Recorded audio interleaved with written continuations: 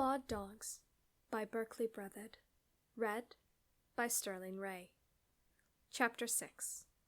Snort. I remember this place like a dream, said Heidi, allowing a smile. She leaned over Mrs. Beaglehole's shoulder and peered out the town car's front window at the extraordinary sight ahead of her. The car turned off a country road and into a tunnel made of a dark canopy of great oak trees. As they emerged back into the sunlight, 2 20-foot-high Great Danes made of shrubbery stood sentinel on either side of the final entrance to the McCloud Heavenly Anchors. The driveway pointed to the top of the highest hill for miles around, atop which stood the McCloud Mansion, one of Heidi's faded memories from 8 years before. She let out a low whistle, which made the renegade dachshund hiding in her bag stir. Whistles are to dogs what a pricked thumb is to a vampire. Heidi pushed her last taffy candy bar into the bag to quiet her stowaway. Something's different, said Heidi, still staring out the window. She saw rows and rows of empty kennels in the near distance. The dogs are gone. Your uncle seemed to lose interest in dogs after your parents were... Mrs. Beaglehole trailed off. You can come out and say it, said Heidi. Eaten by schnauzers. Mrs. Beaglehole spun around and gave the smirking girl the evil cow eye. The woman was shocked at her coolness towards her parent. Why not coolness? Heidi had never known her family, really. Her memories of her parents were like dim figures peeking out of a thick fog. All she'd known for the last 8 years was a girls' school in the freezing hills of Minnesota and the platoons of behemoth penguins pretending to be nuns. Mrs. Beaglehole continued. Your uncle sold off all the beautiful dogs. All. So beautiful. Like tossing out Louis Vuitton handbags. Snort. This was the first of many snorts of displeasure. Heidi read somewhere that water buffalo snort before they ram people. Your Uncle Hamish now mostly spends his time alone. Doesn't seem interested in much of anything.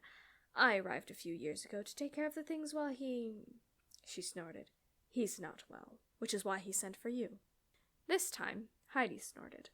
She was going to demand the truth about her parents' deaths, and why her uncle had sent her away years ago, but changed her mind.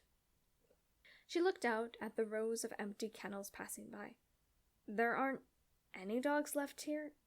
At all? Mrs. Beaglehole brightened visibly. Why, yes, dear. Mine. That makes 1. Heidi felt her bag move as the dachshund chewed his first banana taffy. 2, thought Heidi. The car pulled up to the grand house's grand entrance, where Heidi's store was opened by a younger woman in a neat housekeeper's apron who didn't make Heidi think of cows at all. A quiet baby was slung tightly across her back in a sling. Heidi McCloud! I'm Miss Violet. I look after your uncle's house, and the cooking, and my Bruno here, of course. She held up the baby's socked foot. Mrs. Beaglehole snorted. He looks like an Indian papoose, Violet. Miss Violet took Heidi's hands and looked at her with a softness that she wasn't used to. Your mother and I were good friends when we were girls. I used to play with her in this very house. And isn't it funny? Now I'm back looking after her brother. Actually, Miss Violet, that is my job, injected Mrs. Beaglehole with an edge to her voice. You see to lunch. Mrs. Beaglehole climbed onto the step leading to the front door so that she was slightly higher than either of them. Come along. Your uncle is waiting to see you. You're off a button with your sweater, dear. Heidi followed Mrs. Beaglehole into the entrance. She gasped. Dark paneled walls soared to a ceiling 3 stories above her. Straight ahead, a grand staircase curved upward into darkness. In fact, the entire house was dark. But that's not what made the girl stop and stare.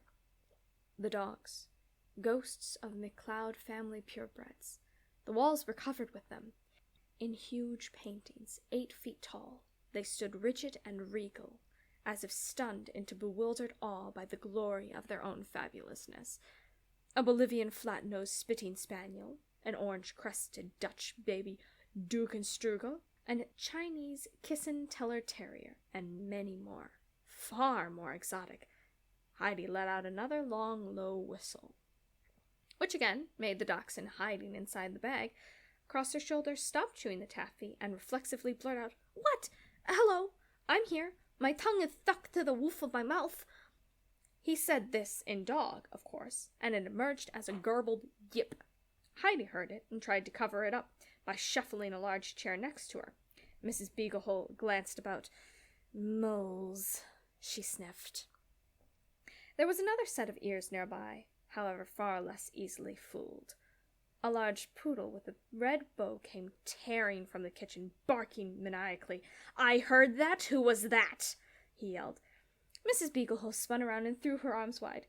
"There's my darling champion to be, Heidi. This is Cassius." Heidi stared at the pathetic creature. Beach ball-sized explosions of fluffy hair erupted like creeping blobs of an attacking white broccoli across the entirety of the starved beast's shaved skeleton. "Is he going to die?" asked Heidi. "On the contrary, he's going to win the Westminster one day," said Mrs. Beaglehole, reaching through the miles of poodle fur and fluffing it up to an even more terrifying extent. Cassius turned to Mrs. Beaglehole with a lick to her nose. She thrust out a hand to stop him. "Tut!